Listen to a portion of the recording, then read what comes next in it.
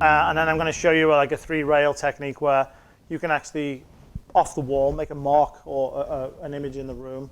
I'll give you a guide. I'll explain that one a little later. So we're just going to start with some simple 1-rail kicks, which is going to help a lot of the lower ranked players and even some of the players who have struggled with kicking. So very simple system. If I want to kick this ball, a lot of players, what we're going to do is you're going to come around and we're going to mark from the rail to the ball with your cue. Try not to hit the ball when you do this. You have to be careful. If you're coming slightly short of the ball, maybe just add it on. And what you're going to do is you're going to measure rail to the ball with your cue.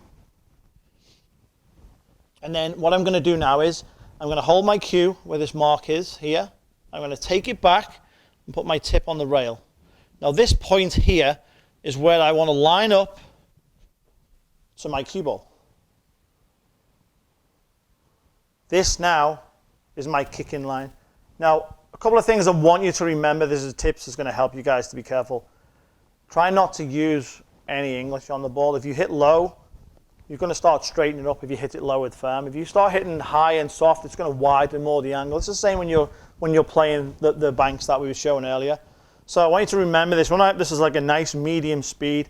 A little bit firmer if you're further away because it will change. You can also measure to this side of the ball if you want to kick over here more, or if you want to kick on the back side of the ball, we can measure to the back side of the ball. So no matter where the ball is, you're going to measure from the rail to the ball. I'm going to aim over here just a little bit. I'm going to go on the high side.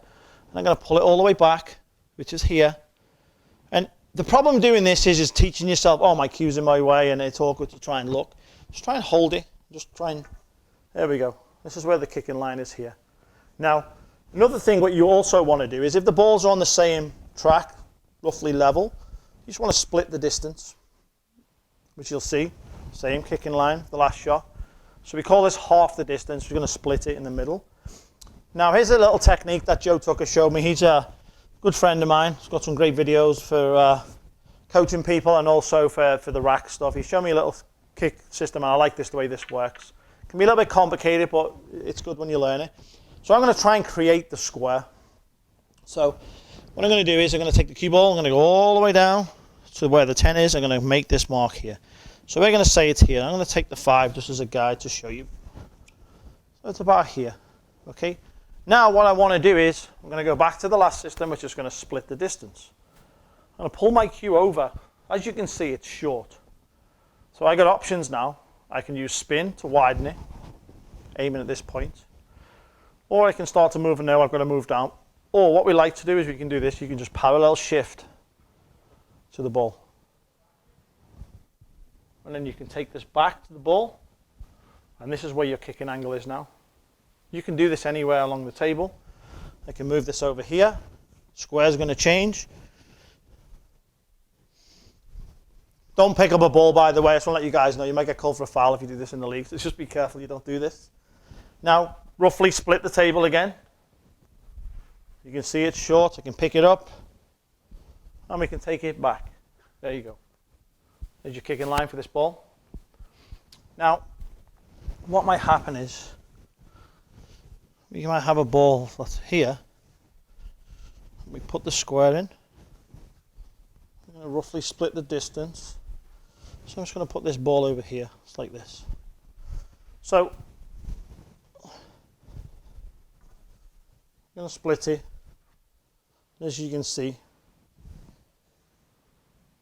Very simple. Now, sometimes what can happen in this situation is you can have it where it's close enough. It's actually off the halfway point because the 10's past the square line on the corner. But sometimes it's almost hitting the ball now. If you hit this softer, it'll actually widen for you. Or we can just use a little bit of spin and we can widen it. These are very simple. So we've got them 3 techniques that's going to help you.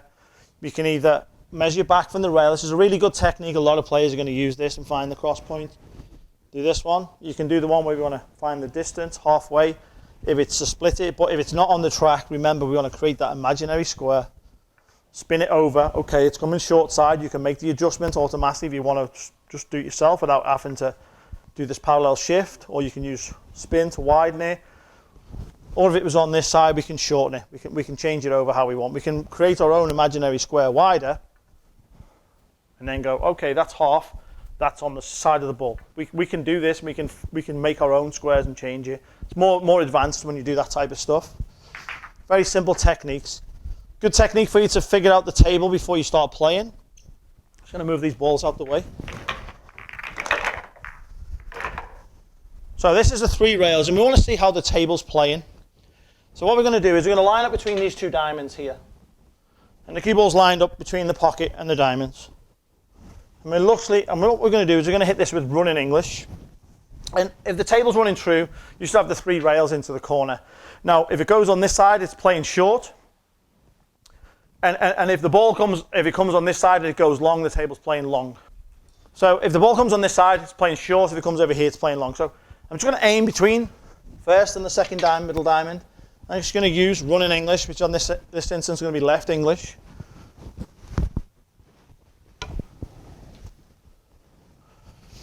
And the other day we were playing, this table's actually playing long. As you can see, it's playing almost just over 3/4 of a diamond long. Okay, so you can make your adjustment now to actually start making this ball. So it's playing somewhere over here for our 3 rail kick. Now, if this was playing true into the corner, what we could do now is to hit the ball over here. The cue ball could be over here, but what I'm doing is I want to see a line through this half here, and we want to pick something in the distance that's lined up with this.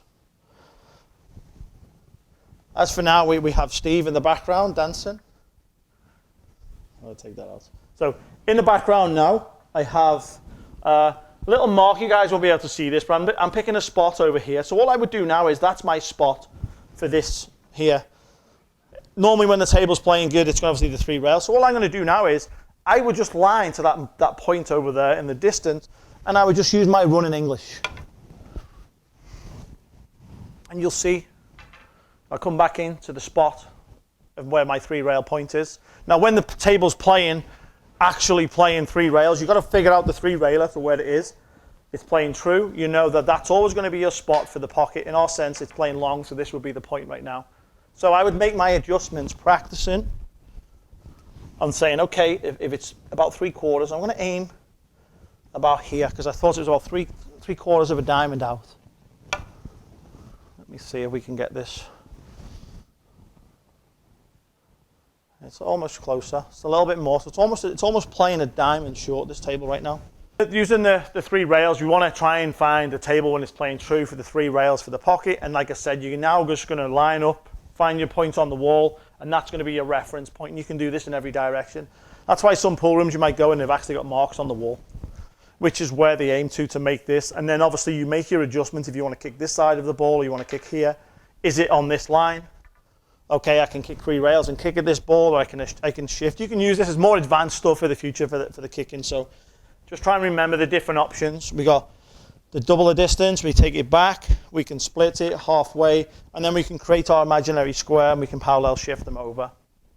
So if you tune in next time, well, a couple more free videos for you guys to try and help you with your game. And any suggestions that you have, just email the APA or send me an email. Go on leveratpool.com or poolplays.com and just give us feedback, Facebook page, stuff like that. We'll do as many videos as we can for different situations, scenarios, and things like that. So thank you guys.